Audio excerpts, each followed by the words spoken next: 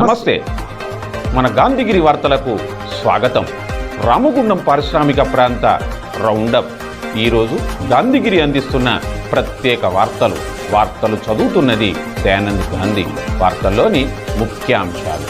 నడి చౌరస్తాలో బైఠాయించిన మాజీ హోంగార్డ్. ప్రారంభమైన బిఎంఎస్ రాష్ట్ర మహాసభలు. సిబ్బందితో నగరపాలక కమిషనర్ సమీక్ష. కనిలో ఘనంగా కేసీఆర్ జన్మదిన వేడుకలు. వివరాలు. ఈ రోజు గాంధీగిరి వార్తలను సమర్పిస్తున్నది శ్రీకాంత్ కంటి దవాఖానా. కోల్బెల్ కు కంటిపాప. అన్ని వర్గాలకు వెలుగు కిరణం. డాక్టర్ శ్రీకాంత్ సారథ్యంలో వైద్య సేవల్లో శ్రీకాంత్ కంటి దవాఖానా. ఏప్రిల్ 15 నుండి ప్రతి గురువారం ఉచిత వైద్య నేత్ర శిబిరం. కంటి పొరకు ఆపరేషన్ 5,000 రూపాయలకే చేయబడును. లక్కం భిక్షపతి కార్యనిర్వహణలో శ్రీకాంత్ కంటి దవాఖానా. లక్ష్మీనగర్, గోదావరికని. Phone number 8074911632. మాజీ ముఖ్యమంత్రి బీఆర్ఎస్ పార్టీ అధినేత కేసీఆర్ జన్మదిన వేడుకలు. గోదావరికని పారిశ్రామిక ప్రాంతంలో ఈరోజు రామగుండం మాజీ ఎమ్మెల్యే బీఆర్ఎస్ జిల్లా అధ్యక్షుడు కోర్కంటి చందర్ నేతృత్వంలో ఘనంగా గంభీరంగా జరిగాయి. గోదావరికని చౌరస్తా సమీపంలోని బీఆర్ఎస్ పార్టీ కార్యాలయంలో కేసీఆర్ బర్త్డే కేకును కట్ చేశారు. గోదావరికని ప్రభుత్వ జనరల్ ఆసుపత్రిలో రోగులకు పండ్లను పంపిణీ చేశారు. ఈ కార్యక్రమాల్లో mayor Bangi Anil Kumar, deputy mayor N Abhishek Rao, కార్పొరేటర్లు, నాయకులు ఉన్నారు.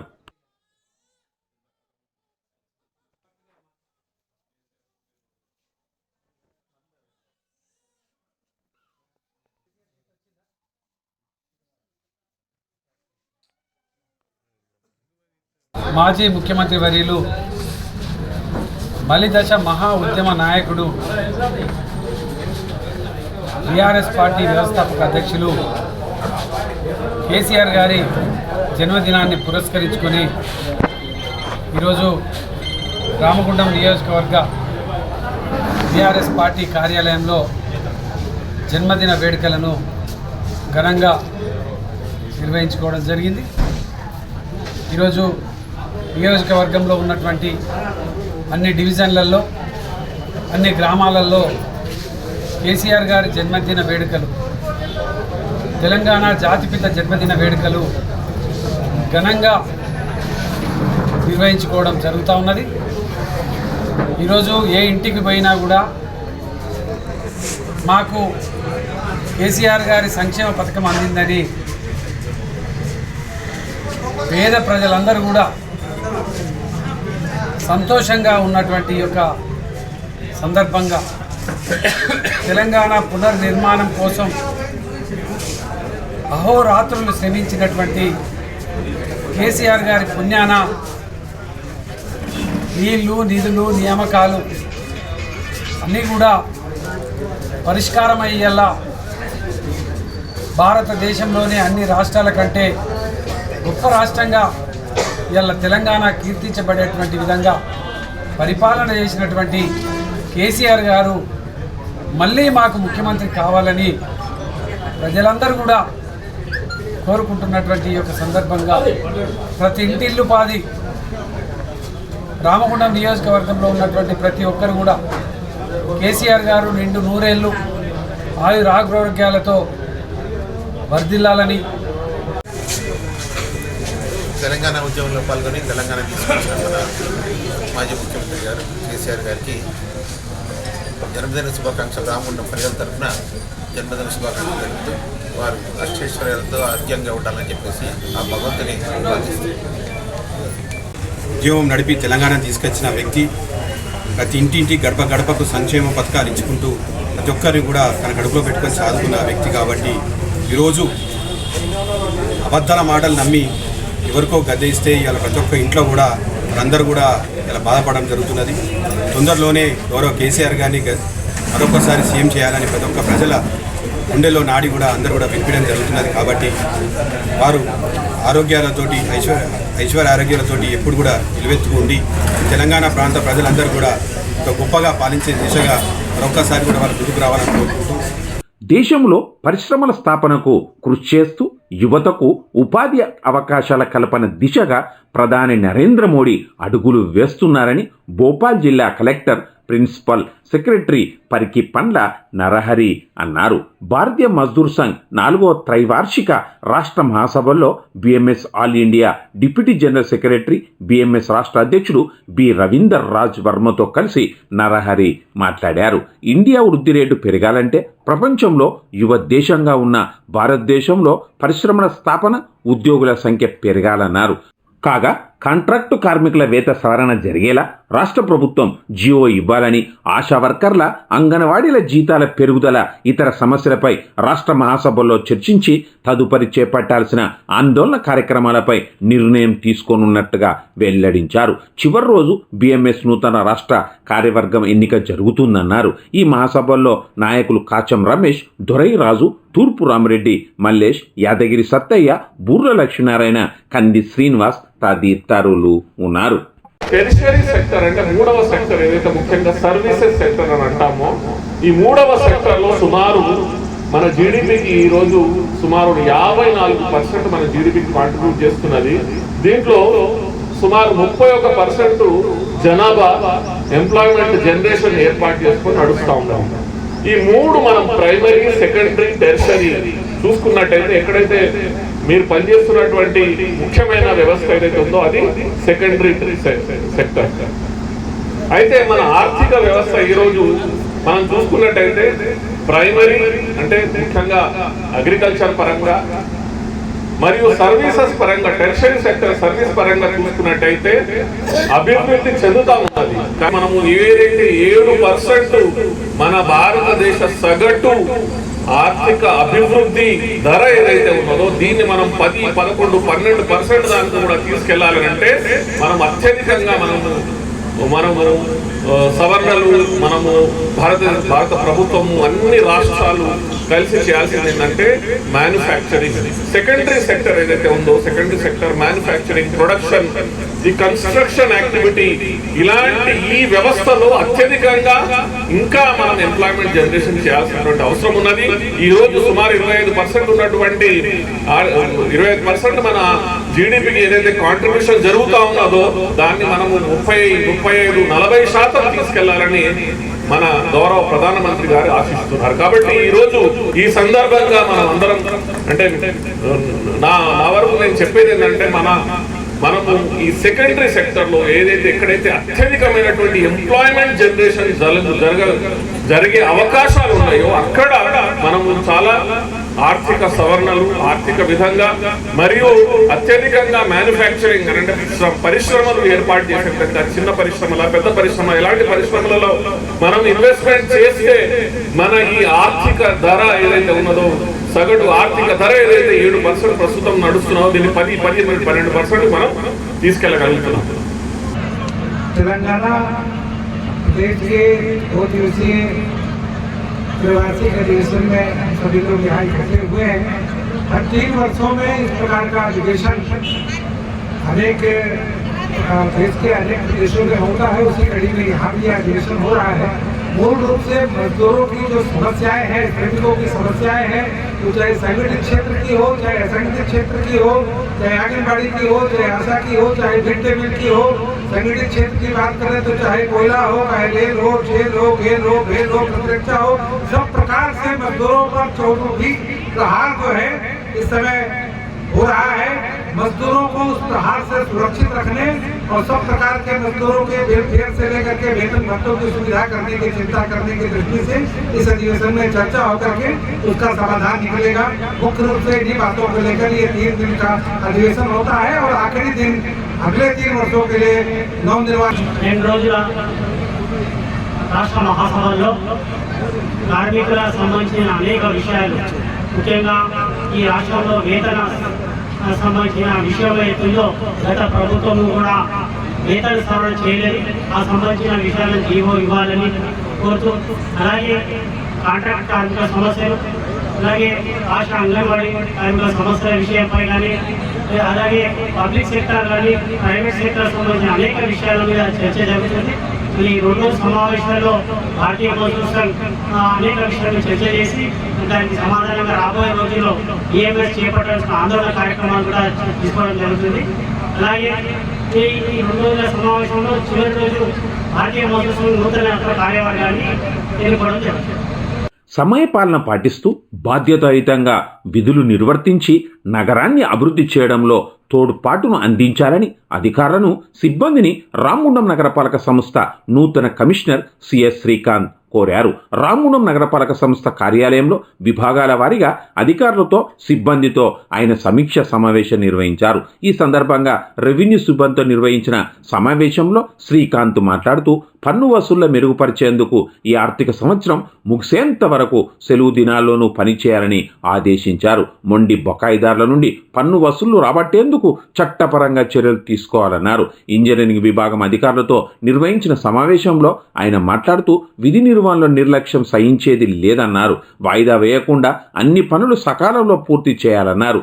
పనివేళల్లో కార్యక్షేత్రంలో లేదా కార్యాలయంలో అందుబాటులో ఉండాలన్నారు. అంతకుముందు గౌతమినగర్లోని డిఆర్సిసి కేంద్రాన్ని సందర్శించారు. యంత్రాలను వినియోగంలోకి తీసుకురావాలని ఆదేశించారు. కంపోస్టు తయారీ పునరుద్ధరించాలని కమిషనర్ ఆదేశించారు. ఈ సమావేశాల్లో deputy commissioner Triyambeshwararao, superintendent engineer Chinnarao, executive engineer Suchar, assistant commissioner Rajalingu, environment engineer Madhukar తదితరులు ఉన్నారు.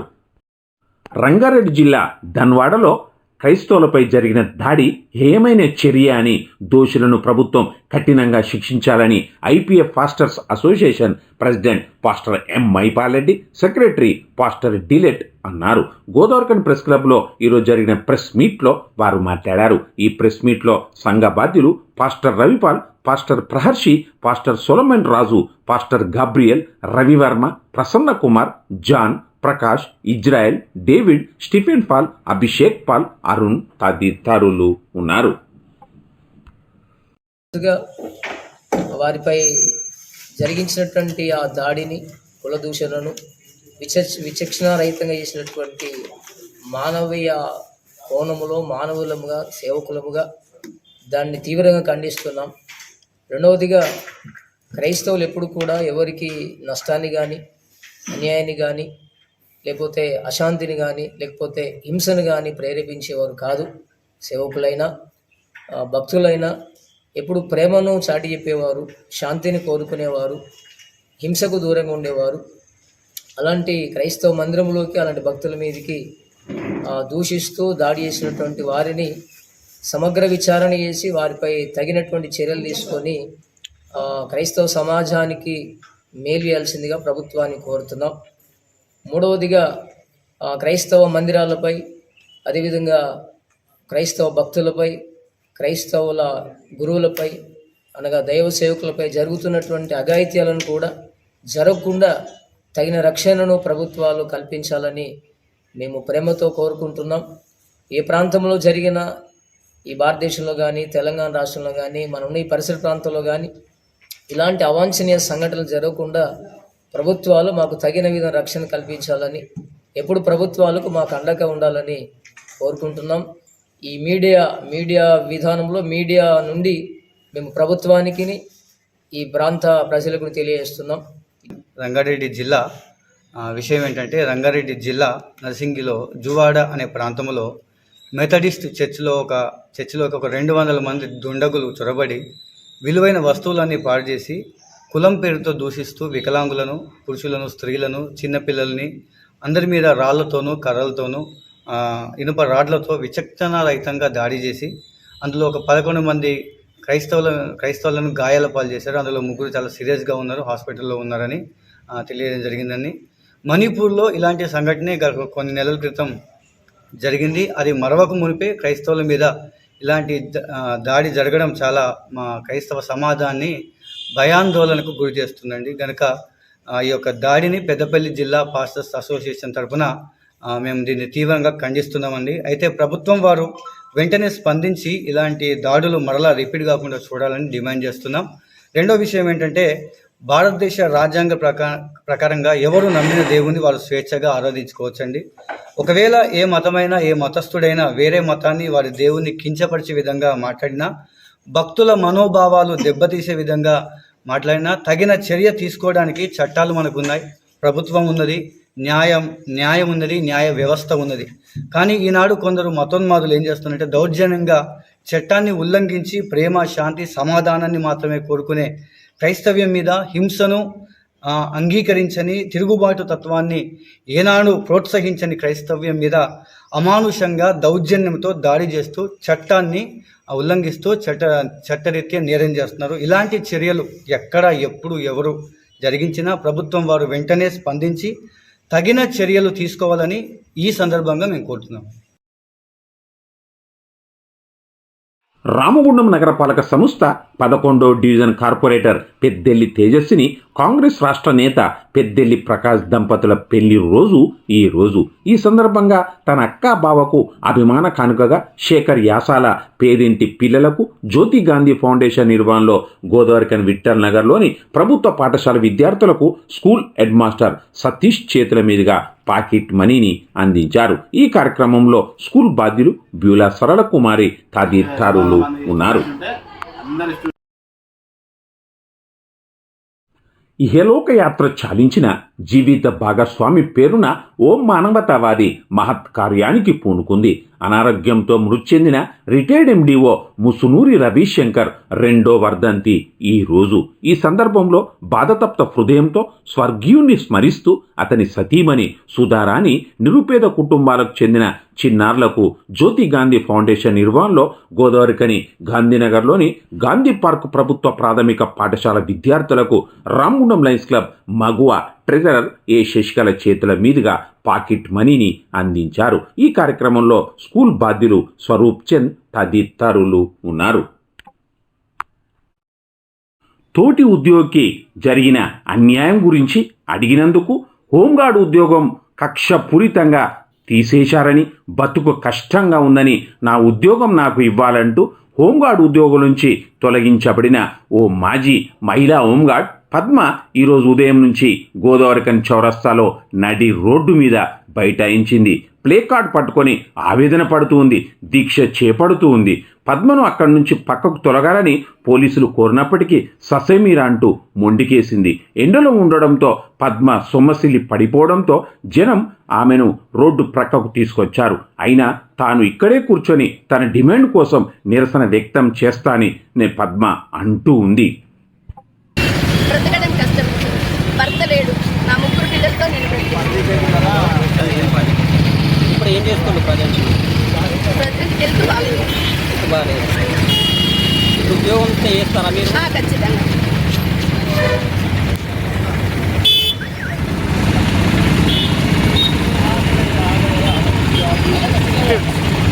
చెప్పండి. 2009 9వ నెల 24వ తారీఖు నాకు ఉద్యోగం వచ్చింది.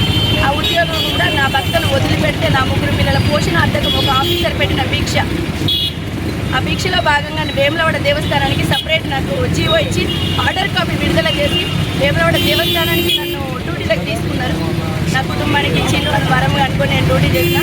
2014లో హోంగార్డు రమేష్ పెట్రోల్ పోసుకొని చనిపోతుండు, ఉద్యోగ భద్రత కావాలని అడిగినందుకే ప్రాణాలు పోతున్నాయంటే అయ్యో ప్రాణాల దాకా ఎందుకు తెచ్చుకోవాలి, పోయి మాట్లాడదాం మందలిద్దామని అక్కడికి వెళ్ళినసరికి పోలీసు వాళ్ళందరికీ అది అక్కడికి చుట్టుముట్టేసి అందరినీ జీవులకి వెళ్ళి లాక్కుంటాను.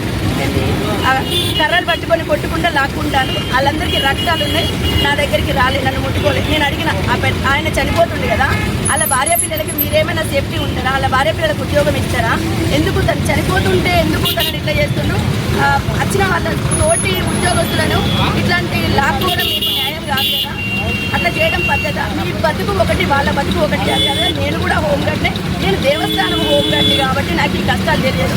రోడ్ల మీద చేసే వాళ్ళ కష్టాలు ఇట్లున్నాయని చెప్పి వాళ్ళు చెప్తుంది కదా, వాళ్ళకు భద్రత అడుగుతుంది కదా, దానికే మీరు ఎందుకు ఇట్లా చేస్తున్నారు అంటే నీకు ఏం తెలియదు, దేవస్థానం ఆవవు, నీకు ఇక్కడ అడిగే రైట్స్ లేవు అని చెప్పేసి చిలకలగూడ సిఐ అప్పుడు అది గాంధీ హాస్పిటల్ సర్కిల్లో చిలకలగూడ సిఐ గారు శ్రీనివాస్ సార్ మాట్లాడితే అవును కావచ్చు, నిజమే నాకు తెలియదు కావచ్చు అని సపరేట్గా నేను వెళ్ళొచ్చినప్పుడు నా మీద 353 కేసు బుక్ చేసింది.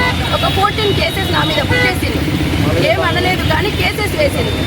ఈమెనే ఇదంతా చేస్తుంది, ముఖ్య కార్యక్రమాలు ఈమెనే అని చెప్పేసి ఇంటికి వచ్చిన నేను వచ్చేలోపే నాకు ఇక్కడ గొడవలైనాయి, లొల్లులైనాయి, ఎగబడి కొట్టిండ్రు, అన్నీ చేసిండ్రు. ఆ దెబ్బలతో ఒక ఆఫీసర్ దగ్గరికి వచ్చిన ఆఫీసర్ బిడ్డని సిక్కు విడిసి బట్టలు ఊడదీసి దెబ్బలు చూపించిన నేను. అయ్యా నేను ఇట్లా వెళ్ళినా ఇది జరిగింది అని చెప్తే రంజిత్ సార్ సుందర్ సార్ వెళ్ళినప్పుడు అతనికి వెళ్ళి మాట్లాడిన పిటిషన్ ఇచ్చిన ఐజీ గారికి పెట్టుకోమన్నారు, పెట్టుకున్నా వచ్చినా తీసుకోలేదు. దాని తదనంతరం 353 అయింది, ఇంకా చాలా కేసులు అయినాయి. 41A సెక్షన్ హెచ్చరిక పెట్టిండు నా పైన. ఎటు వెళ్లకుండా మళ్ళీ ఉద్యోగం రాకుండా ఏ ఒక్కరు పొలిటికల్ వచ్చినా నేను అడగకుండా సొసైటీ నన్ను దాడి చేసి చంపే రకంగా ఆమె రౌడీ షీటర్ అనే ఉద్దేశంతో ప్రతి ఒక్కరికి వాళ్ళు నోటెడ్గా చేస్తుండ్రు. ఎందుకు నేను అడగడమే పాపం అనుకుంటే అదే చెప్పొచ్చు కదా, అది చెప్పకుండా ఈ రకంగా టార్చర్ పెట్టడం ఎందుకు? తిరిగి నాకు ఉద్యోగం ఇస్తుందని మాయ మాటలు చెప్పి నన్ను హైకోర్టుకు వెళ్ళమని చెప్పిండు. వాళ్ళు వెళ్ళమని చెప్తేనే నేను వెళ్ళిన. హైకోర్టు వెళ్ళకుండానే నాకు హైకోర్టు తీసేయలేదు, నా డిపార్ట్మెంట్ తీసేసింది. నా డిపార్ట్మెంట్ నాకు దయాదాక్షిణ్యాలతో దీక్షతో నాకు ఉద్యోగం మళ్ళీ ఇస్తే నా ఉద్యోగాన్ని నేను సక్రమంగా నిర్వర్తించుకుంటా, నా కుటుంబాన్ని పోషించుకుంటా అని చెప్పడం జరిగింది, ప్రాధేయపడడం జరిగింది. అడిషనల్ డీజీపీ గారు ఉద్యోగం ఇస్తా అని హామీ ఇచ్చిండ్రు. ఇచ్చిన తదనంతరం నా చేతిలో లేదు, హైకోర్టు ఆర్డర్ తెచ్చుకోమంటే హైకోర్టుకి వెళ్ళి ఆర్డర్ తెచ్చుకున్నా. అప్పుడు నాకు ఈవెంట్స్ కండక్ట్ లేవు, అయినా కూడా నేను కరెక్టే ఇన్స్ట్రక్టర్ని కాబట్టి నా సొంత బలంతో నేను ఖచ్చితంగా ఈవెంట్స్ కొడతా. అప్పుడు పోయి తెప్పించుకొని నా ఉద్యోగానికి నేను, నా కుటుంబానికి నేను రక్షణ ఉండే అంటారు. వెళ్ళినంత మాత్రం పిలిచినందుకు 41A బుక్ చేసుకున్న. అయ్యో నా పాపం ఏంటి, వాళ్ళ దగ్గరికి వెళ్ళొద్దు, వాళ్ళు నాకు బద్ద శత్రువులు అనుకొని నేను పోలీస్ డిపార్ట్మెంట్కి అంచులకి రాలేదు. నా సరౌండింగ్లో నేనే చేసుకుంటున్నా. ఆ తర్వాత వీళ్ళ ఇంట్లో కూడా వెళ్తలేదు అని చెప్పేసి నా భర్తను ప్రోత్సహించిండు. 2006లో నా భర్త వదిలిపెట్టిండు.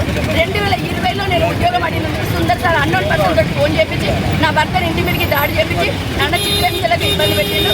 వాళ్ళు చేసే చిత్రహింసలు ప్రతిదీ ఎవిడెన్స్తో సహా వంటలో చెప్పడం జరిగింది. నా ఉద్యోగం నాకు కావాలి. ఇంతటితో గాంధీగిరి వార్తలు సమాప్తం. నమస్కారం.